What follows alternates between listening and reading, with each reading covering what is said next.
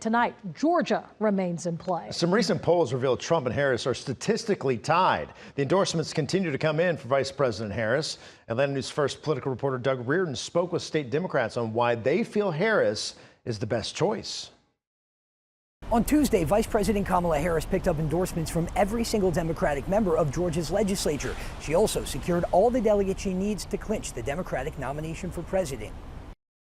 Things lurched towards certainty Tuesday as she secured key nominations from Georgia leaders and pledges from delegates. Harris for President t-shirts began appearing on campaign websites, even one that still has Joe Biden's name in the URL.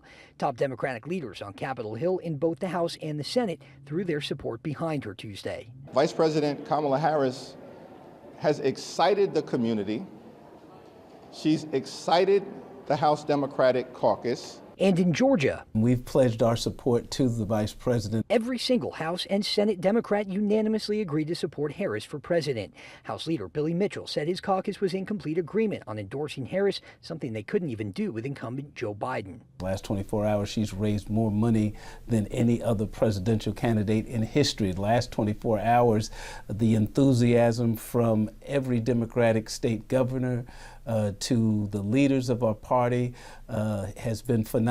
Vice President Harris left D.C. for Milwaukee Tuesday, her first rally since the president left the race. Her likely opponent, Donald Trump, held a press call with media members Tuesday where he talked about facing Harris in an election for the White House and about debating her after dropping out of a scheduled September 7th debate that was supposed to be a rematch of the one here in Atlanta last month.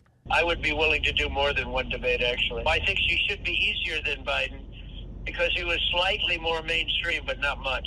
Donald Trump will host his first rally since Joe Biden dropped out of the race tomorrow in Charlotte. I will be there. I'll be listening very closely for what he has to say about his former and also his potential future opponent for the White House. Outside the state capitol, Doug Reardon, Atlanta News First.